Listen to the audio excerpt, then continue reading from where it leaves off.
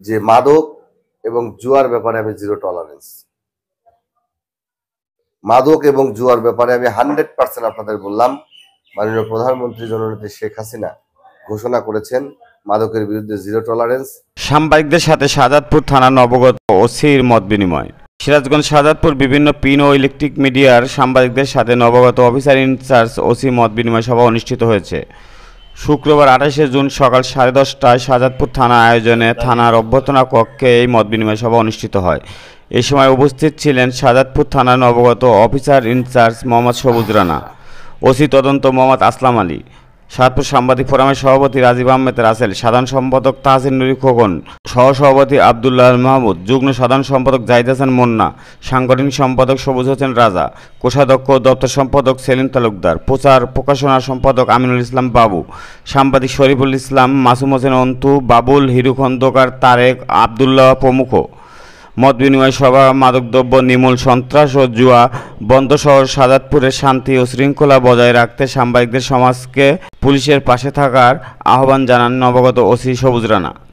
এ সময় সাংবাদিকবৃন্দ নবগত ওসিকে স্বাগত জানিয়ে শাহজাদপুরের বিভিন্ন অপরাধমূলক কার্যক্রম বন্ধ পুলিশকে সহযোগিতার আশ্বাস প্রদান করেন। পাশাপাশি অপরাধের সাথে পুলিশের কোনো সদস্য যে সখ্যতা গড়ে না তোলে। পরবর্তীতে যে দুটি মার্ডার হলো, সেটা কি নিরাপত্তা নিশ্চিত করলে কি সেই মার্ডারগুলো বা সেই মৃত্যুগুলো ঘটতো? আমার মনে হয় না ঘটতো, কারণ এখানে ভিলেজ পলিটিক্স কাজ করে। শাহজাদপুরে যে প্রবণতা আছে যে আপনজনদের ক্ষতি করে বা গুম করে একটা প্রতিপক্ষকে ফাঁসানোর একটা চিন্তাধারা মানুষের মধ্যে কাজ করে। তো ইতিপূর্বে শাহজাদপুর পৌর সদরে একটি হত্যার বিষয় নিয়ে কিন্তু দীর্ঘদিন পারকোলাতে পুলিশ ক্যাম্পও স্থাপিত হয়েছিল। শুভেচ্ছা বক্তব্যে ভাই যে কথা বলেছেন, আমরা প্রচন্ড আশাবাদী। আমরা আশা করব, অতীতে শাহজাদপুর থানা আমাদের কিন্তু বিভিন্নভাবে সহযোগিতা করেছেন, আমরা কৃতজ্ঞতা চিত্তে সেটা স্মরণ করছি। আমরাও শাহজাদপুর থানার অফিসার ইনচার্জ সহ এখানে কর্মকর্তারা যারা রয়েছেন প্রত্যেককে ডাকে সাড়া দিয়ে আমরা কিন্তু সাংবাদিক হিসেবে আমাদের যে দায়িত্ব সেটা পালনের চেষ্টা করেছি। আশা করি আগামী দিনেও শাহজাদপুর থানার সাথে শাহজাদপুর সাংবাদিক ফোরাম সমন্বিতভাবে শাহজাদপুরকে সুন্দর একটি উপজেলা হিসাবে, শাহজাদপুরকে সুন্দর একটি নগর হিসাবে গড়ে তোলার জন্য যার যার জায়গা থেকে প্রচেষ্টা অব্যাহত রাখবে।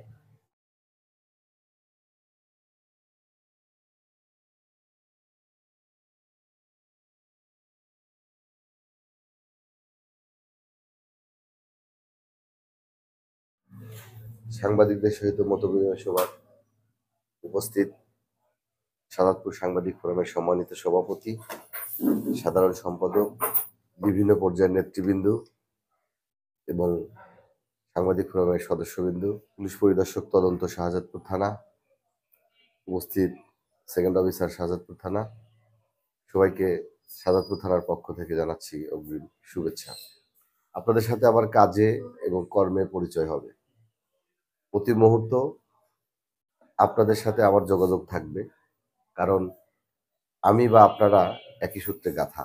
যেমন আইনের মধ্যে থেকে চলে, সাংবাদিকেরও কিন্তু একটা আইনের মধ্যে থেকে চলতে হয়। আমি যেমন ইচ্ছা করলেই সবকিছু করতে পারি না, সেটা যদি আইনের বাইরে হয় সেটা আমার দ্বারা হবে না, আমাকে সেটা আইনের মধ্যে নিয়ে আসতে হবে। আমি পুলিশ বলি, সাংবাদিক বলি, বা যে কোনো শ্রেণী পেশার মানুষ বলি না কেন, আমাদের কিছু খারাপ মানুষ আছে যাদের কারণে আমাদের ভালো কাজগুলো, ভালো মানুষের কাজগুলো বিলীন হয়ে যায়। আমি বলছি না যে আমার সবাই ভালো, থাকবে কিছু, তবে আমি আপনাদের কাছে একটা রিকোয়েস্ট রাখবো, আমার থানার কর্মরত সকল অফিসার ফোর্স এবং আমিও যদি কোনো রকম আইনের ব্যত্যয় বা কোনো একটা কিছু করি, আমি আপনাদের কাছে করজোড় রিকোয়েস্ট রাখবো, আপনারা ভাই হিসাবে, বন্ধু হিসাবে আমাকে সেই ভুলটা ধরিয়ে দিবেন। শাহজাদপুরে যে বিষয়টা আমি যোগদান করার আগেই জেনেছি, যে মানুষের বিভিন্ন ফেসবুকের সাথে জড়িত ছিলাম, আমি আপনাদের এলাকাতে চাকরি করেছি বেশিরভাগ সময়। তো আপনাদের কিছু খবর, আপনাদের কিছু তথ্য কিন্তু আমরা সোশ্যাল মিডিয়াতে এখন দেখতে পাই, সব জায়গায় দেখতে পাই কোথায় আসলে কি প্রবণতা বেশি।